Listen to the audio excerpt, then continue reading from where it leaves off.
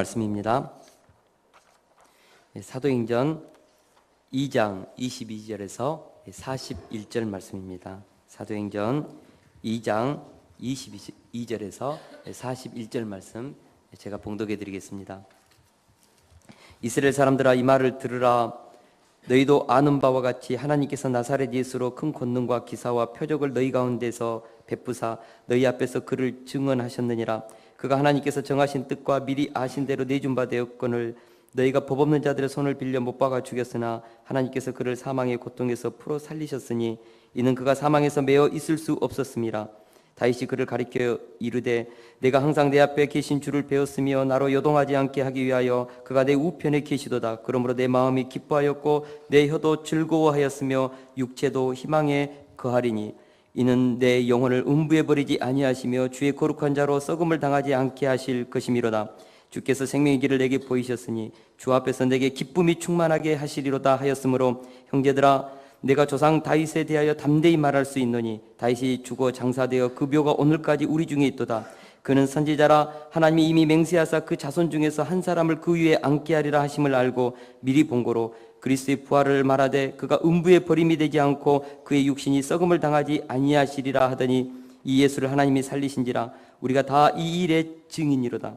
하나님의 오른손으로 예수를 높이심에 그가 약속하신 성령을 아버지께 받아서 너희가 보고 듣는 이것을 부어주셨느니라. 다윗은 하늘에 올라가지 못하였으나 친히 말하여 이르되 주께서 내 주에게 말씀하시기를 내가 내 원수로 내 발등상에 되게 하기까지 너는 내 우편에 앉아 있으라 하셨도다 하였으니 그런즉 이스라엘 온 집은 확실히 알지니 너희가 십자가에 못 박은 이 예수를 하나님이 주와 그리스도가 되게 하셨느니라 하니라. 그들이 이 말을 듣고 마음에 찔려 베드로와 다른 사도들에게 물어 이르되 형제들아, 우리가 어찌할꼬 하거늘 베드로가 이르되 너희가 회개하여 각각 예수 그리스도의 이름으로 세례를 받고 죄 사함을 받으라. 그리하면 성령의 선물을 받으리니 이 약속은 너희와 너희 자녀와 모든 먼데 사람 곧 주 우리 하나님이 얼마든지 부르시는 자들에게 하신 것이라 하고 또 여러 말로 확증하며 권하여 이르되 너희가 이 패역한 세대에서 구원을 받으라 하니 그 말을 받는 사람들은 세례를 받음에 이날에 신도의 수가 3,000이나 더하더라.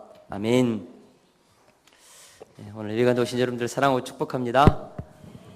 하나님께서 오늘 또 우리를 만나주시고 만져주시기를 원합니다. 오늘 설교는 좀 복음에 대한 설교를 좀 하려고 합니다. 그래서 이미 알고 있는 내용이라 할지라도 오늘 말씀을 통하여서 다시 한번 복음을 받아들일 수 있기를 원합니다.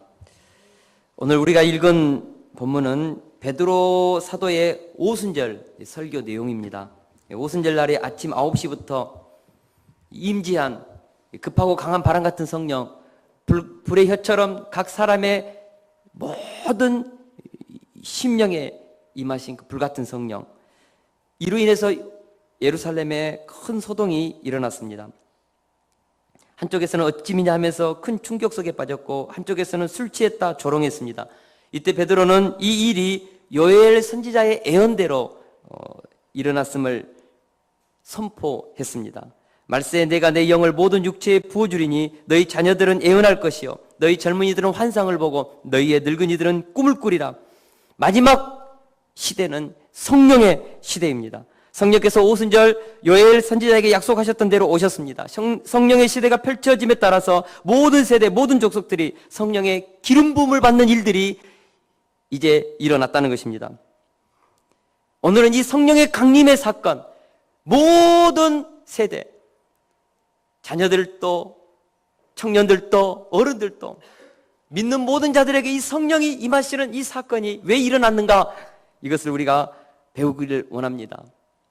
하나님께서 계획하신 그 구원, 성자 예수님께서 십자가와 부활의 복음으로 성취하신 이 복음, 그리고 이것을 적용시키기 위해서 오순절 마가다락방에서 임재하셨던 이 성령의 역사를 오늘 이 구원의 이 삼일째 하나님이 이루신 이 구원에 대해서 베드로 사도는 총체적으로 말하고 있습니다. 오늘 말씀을 통해서 나의 구원에 대해서 다시 한번 확증하고 아직도 예수님을 나의 구주로 믿지 못한 분이 계시다면 오늘 예배를 통해 예수님을 영접하고 구원받는 역사가 있을 수 있기를 축원합니다.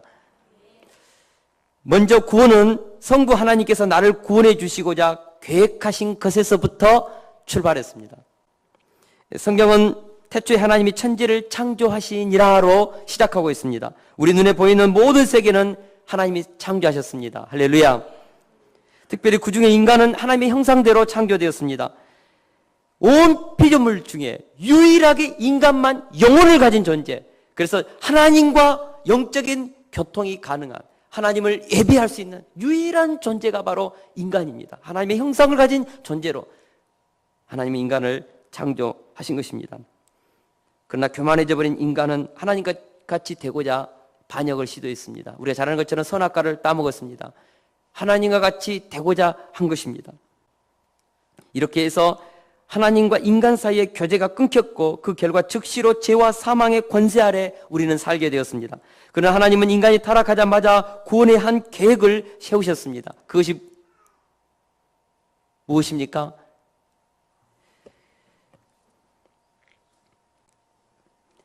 창세기 3장 15절에 보니까 내가 너로 여자와 원수가 되게 하고 내 후손도 여자의 후손과 원수가 되게 하리니 여자의 후손은 내 머리를 상하게 할 것이요 너는 그의 발꿈치를 상하게 할 것이니라. 하나님은 여자의 후손 가운데 사단의 머리를 상하게 할 구원자를 보내주시겠다고 약속하셨습니다. 이 약속은 아브라함을 부르시면서 더 구체화되었습니다. 땅의 모든 족속이 너로 말미암아 복을 얻을 것이라. 그러니까 하나님은 아브라함의 후손을 통하여서 땅의 모든 족속이, 모든 민족이 구원을 받는 한 메시아, 구원자를 보내겠다는 것입니다. 이것은 다윗 왕 때에 더 세밀하게 약속되었습니다. 내 집과 내 나라가 내 앞에서 영원히 보존되고 내 왕위가 영원히 경고하리라. 다윗의 후손 가운데 영원한 왕이 영원토록 한 나라를 세워서 통치하실 그 왕, 메시아, 구원자를 보내겠다는 것입니다. 이렇게 구약에서는 하나님께서 인류를 구원할 메시아, 구원자를 보내겠다고 지속적으로 약속하셨습니다. 무엇보다 이사야서 7장 14절에 보니까 아예 다윗 가문에서 보라 처녀가 잉태하여 아들을 낳을 것이요 그 이름을 임마누엘이라 하리라 약속하셨습니다. 다윗의 가문에서 처녀가 아이를 잉태한대요. 이것이 이사야에서 예언되어 있습니다. 그분은 누구입니까? 임마누엘, 하나님이 우리와 함께 하시는 메시아. 그분을 보내시겠다고 약속하셨고 그 계획이 마침내 신약이 와서 실천된 것입니다. 둘째, 예수님은 성부 하나님의 약속을 성취하고자 오셨습니다. 신약의 첫 시작은 마태복음 1장 1절의 선포로부터 시작합니다. 아브라함과 다윗의 자손 예수 그리스도의 계보라. 예수님은 아브라함에게 약속되고 다윗의 영원한 왕위를 가지고 다윗의 후손인 요셉과 정혼한 마리아의 몸, 처녀의 몸을 빌어서 인간의 몸을 입고 이 땅에 오셨습니다. 신약의 시작은 예수님이 구약의 약속대로 하나님의 계획대로 오셨다는 것입니다. 아브라함의 후손으로, 다윗의 후손으로 오셨다는 것입니다. 구약의 예언이 성취되었다는 것입니다. 할렐루야. 요한복음에서는 예수님이 오신 사건을 이렇게 표현했습니다. 참빛 곧 세상에 와서 각 사람에게 비치는 빛이 있었나니 그가 세상에 계셨으며 세상은 그로 말미암아 지은 바 되었으되 세상이 그를 알지 못하였고 자기 땅에 오매 자기 백성이 영접하지 아니하였으나 예수님이 하나님의 약속대로 계획대로 오셨습니다. 아브라함의 후손으로 다윗의 후손으로 오셨습니다. 죄와 사망의 권세 아래 있는 인간을 구원하고자 참 빛으로 오셨습니다. 참 생명으로 오셨습니다. 그리스도로 메시아로 오셨습니다. 그러나 자기 백성은 영접하지 않았다고 했습니다. 이것에 대해서 베드로 사도가 어떻게 표현했습니까? 우리 다 같이 22절에서 23절 말씀 우리 한 목소리로 같이 읽습니다. 22절에서 23절입니다. 시작. 이스라엘의 자손들아 이 말을 들으라. 너희도 아는 바와 같이 하나님께서 나사렛 예수로 큰 권능과 기사와 표적을 너희 가운데서 베푸사 그가 하나님께서 정하신 뜻과 미리 아신 대로 내준 바 되었거늘 너희가 법 없는 자들의 손을 빌려 못 박아 죽였으나 하나님의 아들 구약에 예언된 아브라함의 후손 다윗의 왕을 영원토록 계승할 메시아 예수 그리스도 그분을 보내셨습니다. 그러나 인간적으로 볼 때 그분은 너무나 하찮은 인간적인 조건을 가지고 오신 것입니다. 우리가 잘 아는 것처럼 목수의 아들, 가난하고 비천하고 학식도 없는 모습으로, 연약한 모습으로 오셨습니다. 오시되 말구유, 말밥통 이 여물통 위에 겸손하게 오셨습니다. 여우도 굴이 있지만, 잠자는 곳이 있지만, 인자는 머리 들 곳도 없을 정도로 그분은 가난하게 사셨습니다. 사람들이 봤을 때 인간적인 조건으로 존경할 만한, 흠모할 만한 것이 하나도 없었습니다. 나사렛 예수, 오늘날로 말하면 완도 사람, 장 사람. 서울 사람들이 보았을 때, 예루살렘에 있는 수도권에 있는 사람들이 보았을 때 흠모할 만한 것이 하나도 없었습니다. 그래서 그들은 이분을 메시아로 인정하기 힘들었습니다. 그러나 그 안에 나오는 능력은 비상했습니다. 하나님께서 나사렛 예수로 큰 권능과 기사와 표적을 너희 가운데 베푸사, 인간적으로 별 볼 일 없었지만 그들의 눈에 보기에는 나사렛 예수, 촌사람이었지만, 그러나 그분을 통해서 나오는 능력, 그분이 말씀하면 귀신이 떠나가고, 문둥병자가 고침받고, 소경이 눈을 뜨고, 안진뱅이가 일어나고, 때로는 물리를 걷기도 하고, 그분이 명령하면 바람도 파도도 잠잠하게 되고, 죽어버린 자가 관 속에 누워있는 청년을 향하여 일어나라 하면 죽었던 자가 벌떡 일어나는, 죽은 지 나흘째 되는 나사로를 향하여 나사로야 나오라 하면 나오는 하나님의 능력, 하나님의 권능, 표적과 기사가 예수님을 통하여 나타났다는 거예요. 그래서 하나님은 예수님을 통하여서 이 사람이 내가 보낸 하나님의 아들이다, 너희들에게 보낸 메시아 그리스도다.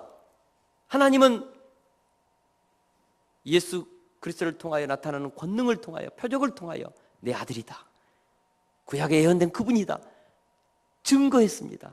나타냈습니다. 그러나 종교 지도자들, 교만한 자들, 그들은 예수님을 믿지 않았습니다. 바알세불에 집혔다, 미쳤다, 저런 촌놈이 무엇을 하겠느냐, 예수님을 배척했습니다. 그러나 예수님의 제자들, 예수님을 가까이에 보았던 겸손한 자들, 그들은 주는 그리스도시요 살아계신 하나님의 아들이신다라고 고백했다는 것입니다. 결국 예수님을 메시아로 영접하고자 하지 않았던 교만한 자들, 그들은 예수님을 로마인에게 넘겨서 십자가에 못 박아 죽였습니다.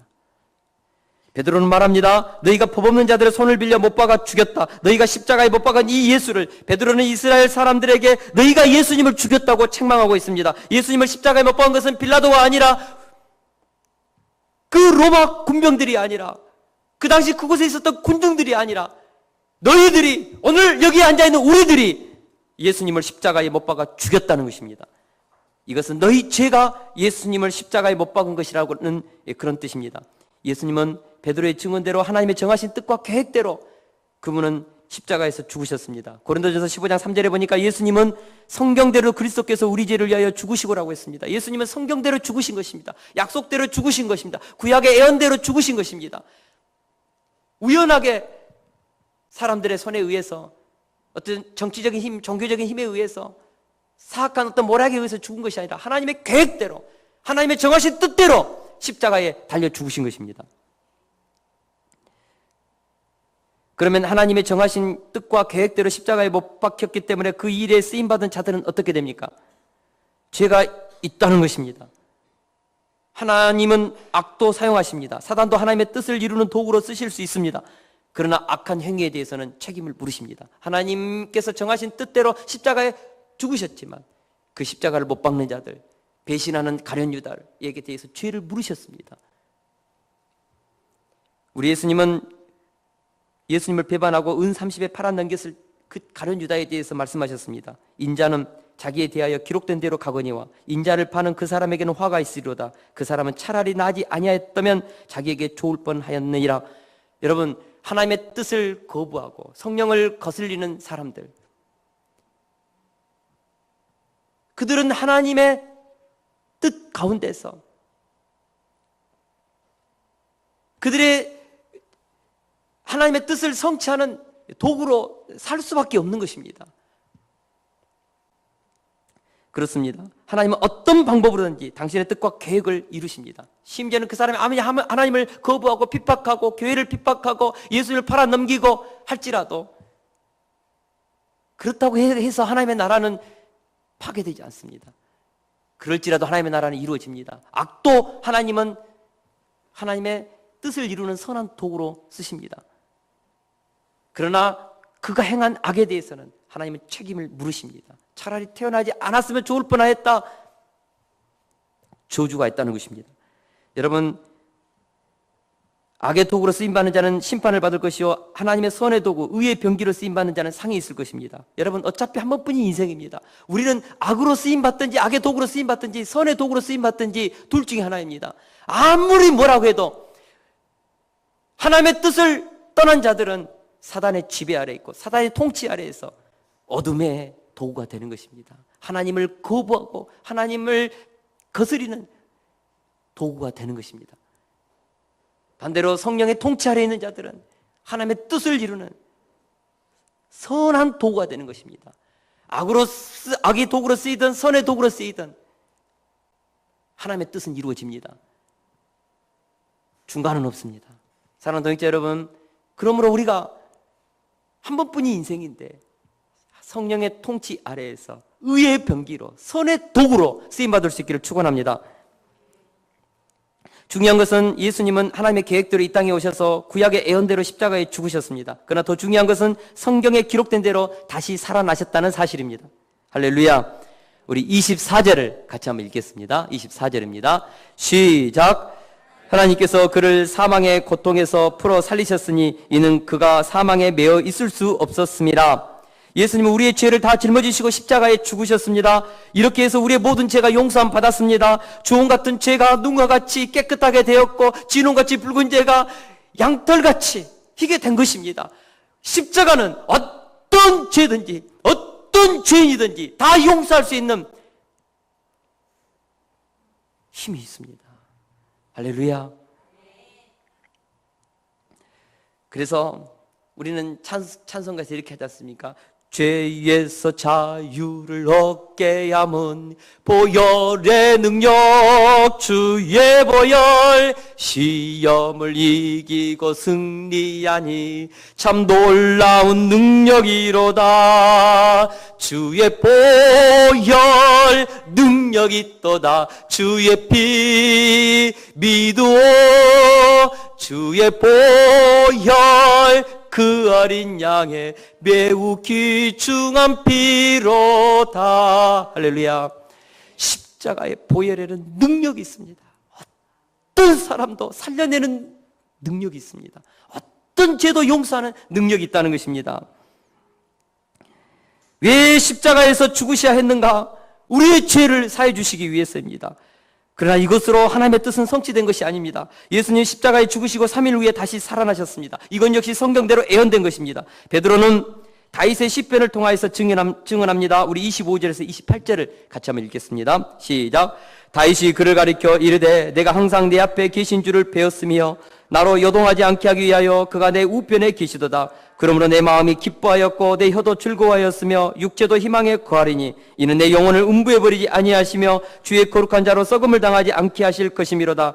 주께서 생명의 길을 내게 보이셨으니 주 앞에서 내게 기쁨이 충만하게 하시리로다 하였으므로, 여기서 다윗이 말한 주는 다윗의 후손을 통해 오실 메시아를 말합니다. 다윗은 자기 후손을 통하여 오게 될 메시아, 그분을 환상 가운데 보았다는 것입니다. 영적인 눈이 열어서 그분을 보았다는 것입니다. 그분은 썩음을 당하지 않고 부활하실 메시아, 인류를 구원할 메시아, 자신의 육체를 썩음을 당치 않고 다시 부활케 하는 그분을 본 것입니다. 그래서 그는 기뻐했습니다. 육체가 소망 가운데 거한다고 고백했습니다. 예수님은 구약의 모든 말씀 속에서 예언된 대로 십자가에 죽으셨고 다시 살아나신 것입니다. 성경에 예언된 대로 살아나신 것입니다.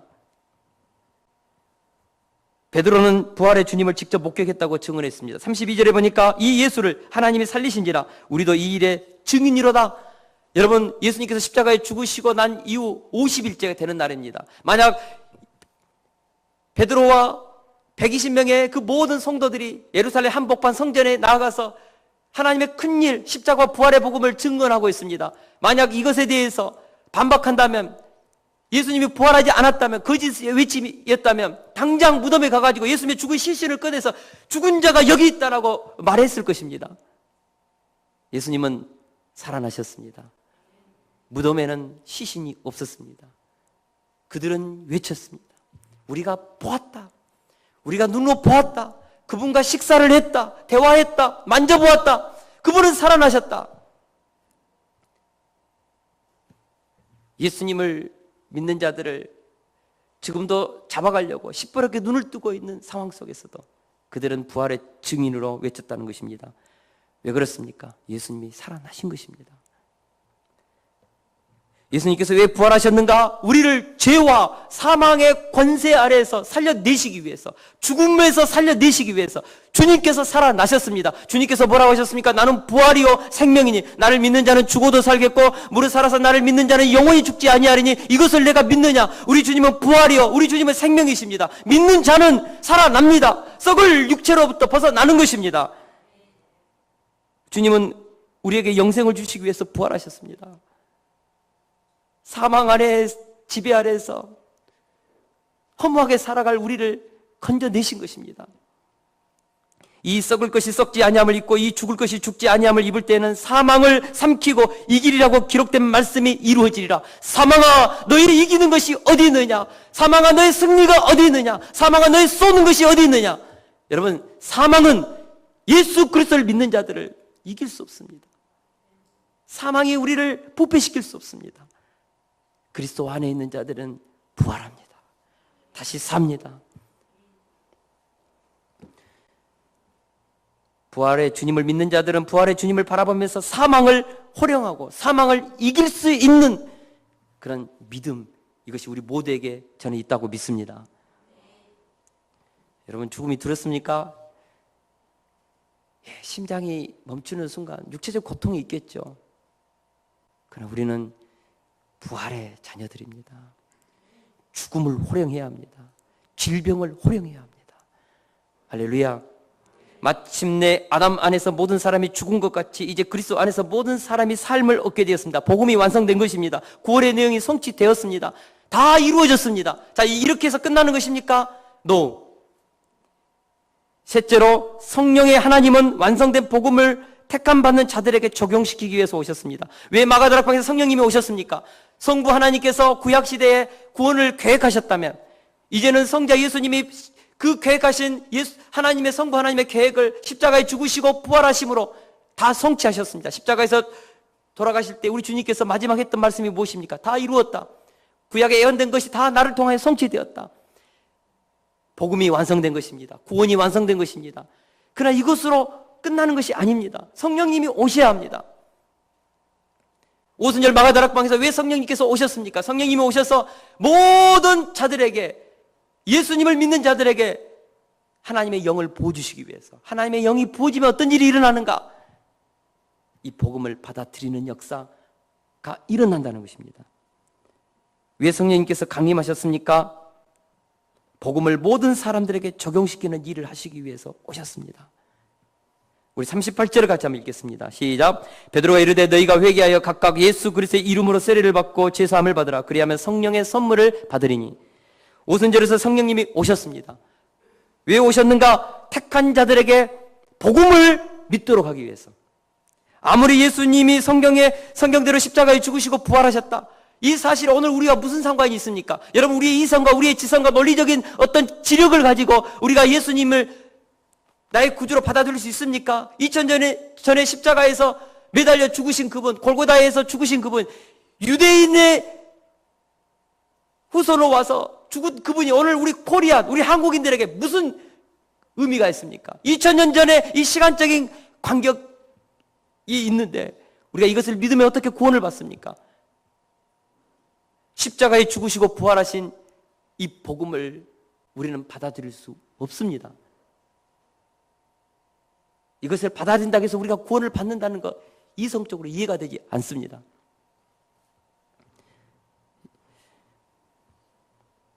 우리 예수님은 성경대로 십자가에 죽으시고 성경대로 부활하셔서 인간을 살려내는 복음의 내용을 다 성취했다 할지라도 이 복음을 믿어야 구원을 받습니다. 제가 묻겠습니다. 여러분, 이 복음을 받아들이면 정말 구원을 받습니까? 할렐루야. 우리는 성령을 통하여서 이 사실이 우리에게 적용된 것입니다. 그러나 이성을 가진 인간, 합리적으로 사는 인간은 이것이 이해가 되지 않습니다. 이것은 결코 적용되지 않습니다. 성경은 말씀합니다. 이 복음은 모든 믿는 자들에게 구원을 주시는 하나님의 능력이 됩니다. 복음에는 하나님의 의가 나타나서 믿음으로 믿음에 이르게 하나니 오직 의인은 믿음으로 말미암아 살리라. 오직 의인은 믿음으로 말미암아 살리라. 복음은 하나님의 능력입니다. 이 복음을 믿는 자들에게는 이 복음의 능력, 구원의 능력이 나타나는 것입니다. 그러나 문제는 이 복음을 믿기 위해서 인간의 힘이 아닌 또다시 성령 하나님의 힘이 필요하다는 것입니다. 성령 하나님의 은총의 힘이 우리 속에 필요하다는 것입니다. 그래서 구원은 성부 하나님, 성자 하나님, 성령 하나님, 이 삼위일체 하나님이 우리 속에서 행하시는 놀라운 은총의 사건인 것입니다. 제가 한 가지 예를 들겠습니다. 홍수가 났습니다. 한 사람이 물에 빠졌습니다. 헤엄을 치지 못합니다. 계속해서 그냥 손으로 허우적거리다가 물에 빠졌습니다. 그는 기절해 버렸습니다. 익사하기 직전입니다. 심장은 뛰고 있습니다. 이것을 알고 헬기를 보냈습니다. 헬기에서 구조 밧줄을 내립니다. 그러나 물에서 둥둥 떠 있는 이 사람은 이미 기절해 있습니다. 잡을 수 없습니다. 어떻게 합니까? 헬기에서 구조대원이 내려와서 그 사람을 밧줄로 묶어서 끌어안고 헬기 안으로 올리면 되는 것입니다. 여러분, 우리 인간이 누구입니까? 우리 인간이 누구입니까? 에베소서 2장 1절에는 이렇게 표현했습니다. 그가 허물과 죄로 죽었던 너희를 살리셨도다. 인간은 이미 마치 물에 빠져서 심장은 뛰고 있지만 몸은 마비된 채 거의 뇌사 상태에 빠진, 구원의 밧줄이 내려도, 예수님께서 우리를 위해서 십자가에 죽으시고 부활하셨다는 이 구원의 밧줄을 내려도 우리는 잡을 힘이 없습니다. 죄와 허물로 이미 죽어버렸습니다. 육신의 심장은 뛰고 있지만 우리의 영혼은 죽었습니다. 그래서 주님께서 내린 이 구원을 우리는 잡을 수 없습니다. 그래서 하나님께서, 성령님께서 오셔야 합니다. 성령님께서 우리를 묶어야 합니다. 우리의 영안을 열어야 합니다. 우리의 가슴을 찔러야 합니다. 우리의 인간의 죄성을 알게 해야 합니다. 오직 성령님이 임하신 사람만이 내가 얼마나 큰 죄인인지를 아는 것입니다. 인간의 삶이 얼마나 허무한 것인지 아는 것입니다. 우리가 어디로 와서 어디로 가는지 오직 성령의 깨달음을 받은 사람만이 아는 것입니다. 여러분, 영안이 열리지 않으면 허물과 죄로 죽은 사람은 아무리 설교해도 설교 내용이 뭔지 몰라요. 예수님이 십자가에 죽으셨다. 그래, 그것이 나와 무슨 상관이 있는가? 예루살렘과 로마가 무슨 상관이 있는가? 예수님과 오늘 우리 한국에 있는 우리들과 무슨 상관이 있는가? 상관없어요. 그러나 성령님이 오셔서 그 복음을 받아들이게 하는 사람들은 구원의 역사가 일어난다는 것입니다. 성령의 역할이 무엇입니까? 허물과 죄로 죽은 인간은 결코 복음의 소식을 깨달을 수 없고 스스로의 힘으로 잡을 수 없으며 회개할 수도 없습니다. 그러나 성령께서 그 사람 안에 역사하시면 허물과 죄로 죽은 그 사람 안에 강력한 회개의 역사가 일어난다는 것입니다. 여러분, 회개는 성령의 역사 없이는 할 수 없다는 것을 믿을 수 있기를 축원합니다. 내 의지로, 이성으로, 깨달음으로, 내 지식으로 회개할 수 있다고요? 회개하고 복음을 받아들일 수 있다고요? No! 인간의 지성으로는 복음을 받아들일 수 없습니다. 성경을 읽어도 지적으로는 알 수 있겠죠. 그렇다더라. 인류의 4대 성인, 이런 내용이 쓰여졌네. 그렇구나. 그렇게는 할 수 있어요. 그러나 그분을 나와 적용시킬 수는 없습니다. 성령께서 오셔서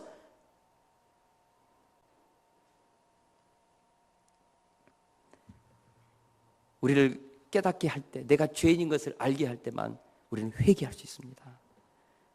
여러분, 베드로 사도가 왜 회개하라고 했습니까? 회개해야만 구원받기 때문입니다. 회개 없는 구원은 없습니다. 회개도 하지 않고 하나님의 백성이 될 수 있다는 것은 착각입니다. 회개도 하지 않고 그냥 구렁이 담 넘어가듯이 하나님의 백성 될 수 있다고? No, 될 수 없어요.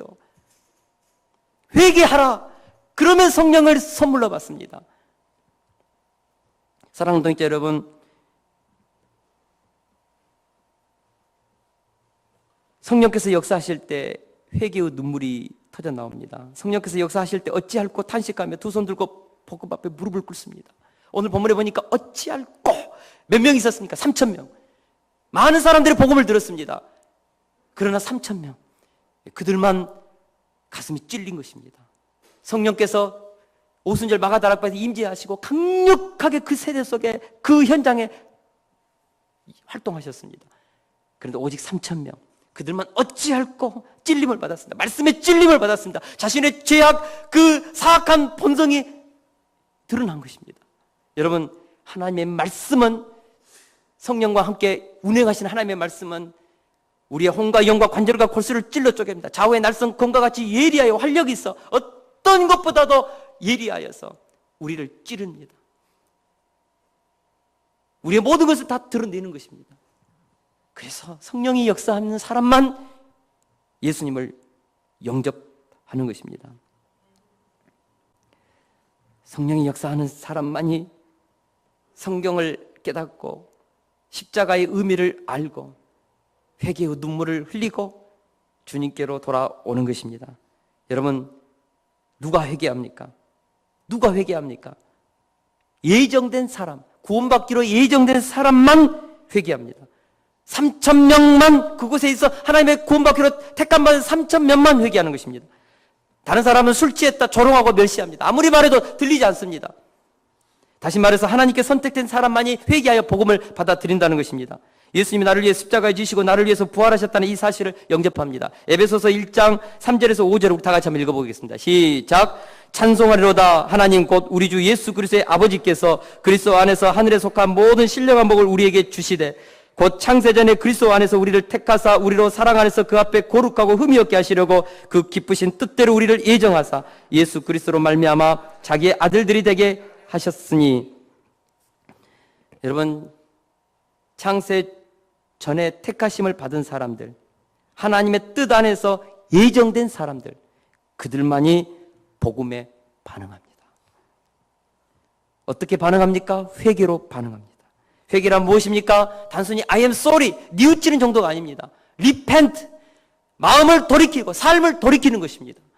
누가복음 15장에 나오는 탕자처럼 그 죄의 자리, 아버지를 멀리 떠나서 그 죄의 자리에서 있다가 아버지의 집이 생각났어요. 그래서 이제 자신의 죄를 깨닫고 두 손 들고 아버지 집을 향하여 가는 것입니다. 가서 아버지의 집을 향하여 갔을 때 그곳에서 기다리시는 아버지를 만나는 것입니다. 회개는 무엇입니까? I am sorry. 내 죄의 자리에서 단순히 눈물만 흘리면서 나는 죄인이구나 막연하게 뉘우치는 자리, 그 자리가 회개의 자리가 아닌 것입니다. 회개의 자리는 뉘우칠 뿐만 아니라 아버지 집을 향하여 내 삶을 죄의 자리에서 벌떡 일어나서 아버지 집을 향하여 나아가는 것입니다. 그럴 때 기다리고 계시는 아버지를 만나는 것입니다.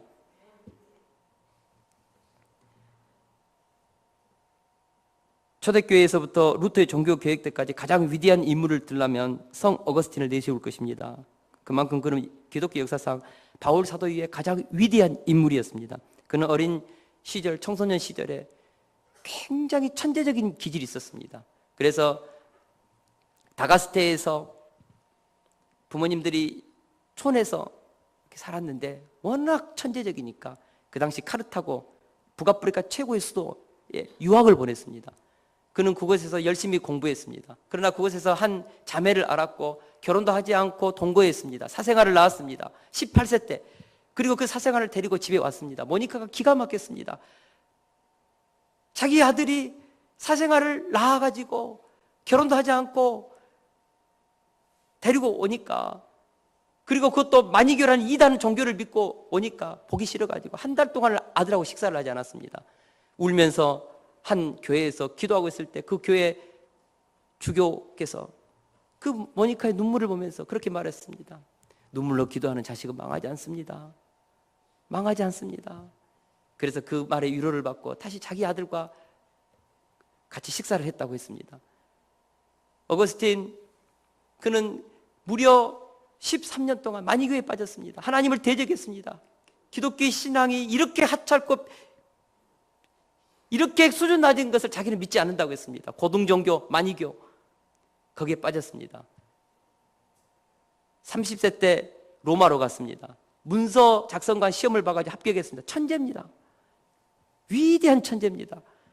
그러나 그곳에 가서 그는 조금씩 마니교의 그 진리가 아니라는 사실을 깨닫습니다. 그러면서 성경에 다시 눈을 뜨게 됩니다. 아, 하나님이 천지를 창조하셨고 어떻게 이론론적인 이 세계가 설명이 되는가에 대해서 그는 깊이 있게 깨닫습니다. 지적으로 회심하기 시작합니다. 진리를 알게 됐습니다. 그러나 그는 세상 것을 버릴 수 없었습니다. 그 당시 결혼했던 18세 때 결혼했던 그 자기 동거녀를 쫓아버렸습니다. 아프리카로 돌려보내고 그 당시 로마 귀족 딸 10세 아마 그때 나이가 31살쯤 되었을 것입니다. 여러분 10세하고 약혼했습니다. 그 당시 어거스틴은 어떻게 보면 한 작은 지방을 총독으로 갈 수 있는 그런 권력을 얻었습니다. 귀족 딸하고 약혼했습니다. 12세가 되면 결혼할 수 있습니다. 2년을 기다리는 과정 속에서 자기 동거녀를 보내고 그러면서 그는 번민했습니다. 이 길이 육신의 쾌락이 있는 길, 성공과 부와 명예가 보장된 이 길을 가고 싶어요. 그러나 머리로는 그렇게 가면 안 된다는 것이 느껴져요. 이 둘 사이에 번민했습니다. 그러다가 어느 날 번민하면서 있었을 때 톨레르에게 책을 잡아 읽으라 담 너머에서 아이들의 소리가 들렸습니다. 어거스틴은 이 소리가 하나님의 음성으로 여겨졌습니다. 그래서 급히 읽다가 놓아둔 그 성경책을 펴서 읽었습니다. 로마서 13장 13절에서 14절 말씀.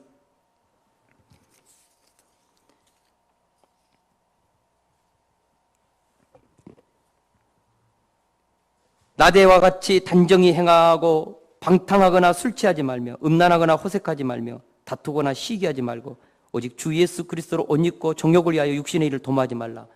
어거스틴의 일기에 의하면 나는 더 이상 읽을 마음도 그럴 필요도 없었다. 이는 마치 확신의 광채가 나의 심장 속에 넘쳐들고 모든 의심의 어둠이 사라진 것 같았다. 그 시간 어거스틴은 결단했습니다. 지적인 회심에서 삶의 회심으로 온 것입니다. 자신의 욕망을 끊고 약혼했던 것을 파혼시키고 그는 어머니를 데리고 아프리카로 돌아갔습니다. 여러분, 지적인 회심, 이것이 온전한 회심이 아닌 것입니다. 삶의 회심까지 가야 되는 것입니다. 할렐루야. 많은 사람들이 지적인 회심, 나 예수님 안다, 나 복음 안다, 십자가 부활 안다, 알아요. 그러나 우리 주님은 모른다고 하십니다. 예수님께서 말씀하셨습니다. 나더러 주여 주여 하는 자마다 천국에 들어갈 것이 아니요 다만 하늘에 계신 내 아버지의 뜻대로 행하는 자라야 들어가리라. 지적으로 주님 저는 주님을 압니다. 저는 예수님을 위해서 나름대로 살았습니다. 지적으로는 알아요. 십자가 달고 부활도 알아요. 그런다고 해서 구원받는 것이 아닙니다. 성경을 한다고 해서 구원받는 것이 아닙니다. 우리 주님은 주여 주여 한다고 해가지고 네가 나를 알고 있구나, 하나님의 나라에 보내는 것이 아닌 것입니다. 우리 예수님께서 말씀하셨습니다. 그때 내가 그들에게 밝히 말하되 내가 너희를 도무지 알지 못하니 불법을 행하는 자들아 내게서 떠나가라.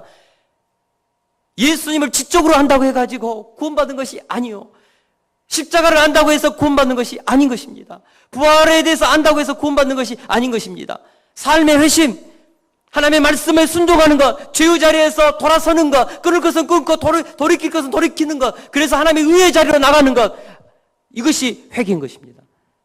이것이 진짜 회개인 것입니다. 지적인 회심에서 삶의 회심, 여기까지 가야 합니다.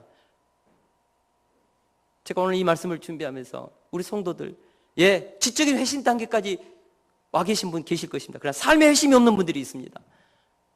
여러분, 그날 주님, 저 주님 압니다. 나는 알아요. 그러나 주님은 몰라요. 왜요? 주님은 알았지만 그는 여전히 죄의 자리에서 불법을 행했기 때문입니다. 여러분, 우리가 회개하면 어떤 일이 일어난 줄 아십니까? 이건 중생입니다. 거듭납니다. 본어게인. 중생하면 나타나는 현상이 하나 있습니다. 바로 삶의 성향이 바뀝니다. 가치관이 바뀝니다. 예전에는 동쪽으로 갔던 사람이 유턴해서 이제는 서쪽으로 가는 것입니다. 삶의 성향, 가치관이 변화되는 것, 삶의 목적이 변화되는 것입니다. 삶의 이유가 변화되는 것입니다. 예전에 자기의 욕망을 위해서 살았는데 이제는 하나님의 영광을 위해서 삽니다. 이제는 삶의 성향이 바뀌면요, 예배의 자리에 있고 싶고 믿음의 형제 자매들과 대화하고 싶고 성경을 읽고 싶고 기도하고 싶고 은혜의 자리에 있고 싶습니다. 왜요? 성향이 바뀌었습니다. 똑같대요. 그 사람의 기질, 그 사람이 가지고 있는 모든 인간적인 외적인 모습, 지적인 지력 똑같대요. 그러나 성향이 바뀌었습니다. 성향이 바뀌면 그 사람이요, 하나님의 의의 자리로 자꾸 나가고 싶습니다. 예, 때로는 무너질 수 있습니다. 그러나 거듭난 사람의 특징은 무엇입니까? 성화의 삶을 살아나갑니다. 여러분, 성화에 실패했다고 구원이 실패한 것은 아닌 것입니다. 사랑하는 동역자 여러분, 우리가 구원받았습니까? 우리 속에 예수님이, 성령께서 내주에 계십니까? 그분께서 예수님을 믿도록 하셨습니까? 그리고 그분에 의해서 의롭다고 우리가 칭함받았습니까? 하나님의 양자가 되었습니까? 예수님과 연합되었습니까? 그렇다면 성화의 자리로 가야 합니다. 성화의 자리는 무엇입니까? 우리 예수님께서 하나님 아버지의 온전하신 같이 너희도 온전하라고 말씀하셨습니다. 우리가 다 하나님의 아들을 믿는 것과 아는 일에 하나가 되어 온전한 사람을 이루어 그리스도의 장성한 분량이 충만한 데까지 이르라고 했습니다. 우리가 구원을 받았다면 하나님이 기뻐하는 온전한 사람, 내가 거룩하니 너희도 거룩하라, 그 거룩을 향해 가는 것입니다. 때로는 무너질 수 있습니다. 그러나 내 속에 성령님이 내주에 계시다면, 성령의 선물을 받았다면 우리는 반드시 그 죄의 자리에서, 무너짐의 자리에서 다시 회개하고 일어날 것입니다. 그러나 그 사람은 자기는 구원 받았어요. 지적으로 알아요. 그러나 여전히 죄의 자리에 있어요. 도무지 외적인 과거의 삶을 끊지 못해요. 항상 그 자리에 있어요. 항상 죄의 삶을 동경해요. 항상 육신의 욕망을 쫓아요. 그 사람 회개하지 않는 것입니다. 지적으로는 주님을 믿었지만 삶의 회심이 없는 것입니다.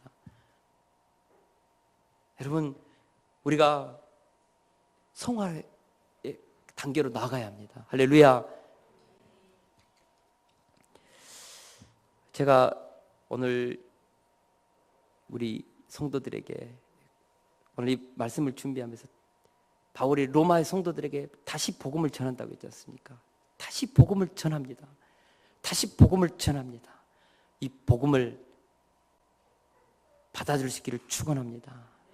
그리고 받아들였다면 내 속에서 임재하시는 그 성령의 성화의 작용 안에서 내가 거룩하니 너희도 거룩하라는 이 거룩의 삶으로 나아갈 수 있기를 축원합니다. 성령께서 마침내 우리를 확신하게 하고 몸의 영화에 이르기까지 우리를 온전히 인도하실 것입니다. 누가 합니까? 성령님이 하십니다. 구원을 계획하신 분은 하나님, 구원을 성취하신 분은 예수님, 이것을 적용시킨 분은 성령님, 삼위일체 하나님이 우리 구원을 책임지십니다. 여러분, 내 안에 내가 회개했습니까? 거룩한 삶이 자리로 나가고 있습니까? 여러분, 성화의 삶을 살다가 무너졌습니까? 오늘 이 말씀이 다시 이렇게 세울 수 있기를 축원합니다. 그리고 나는 아직 지적인 회심 단계에 있다면 삶의 회심의 자리로 나오십시오. 끊을 것은 끊고 돌이킬 것은 돌이키시고 결단하십시오. 삶의 회심이 있어야 합니다. 우리는 마지막 시대를 살고 있습니다. 할렐루야. 우리 다 같이 찬양하고 같이 기도하는 시간 갖겠습니다.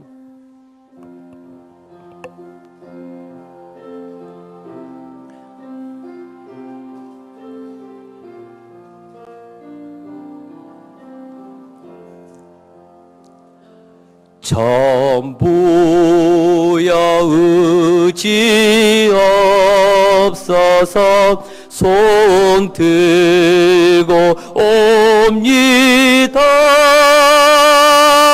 주 나를 외면하시면 나 어디 가리까. 내 죄를 씻기 위하여 피 흘려 주시니 곧 회개하는 마음으로 주 앞에 옵니다. 3절입니다. 3절입니다.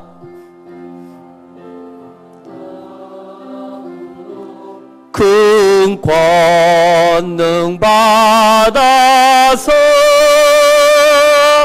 주님께 구하 모든 것 늘어나리라. 얻겠습니다.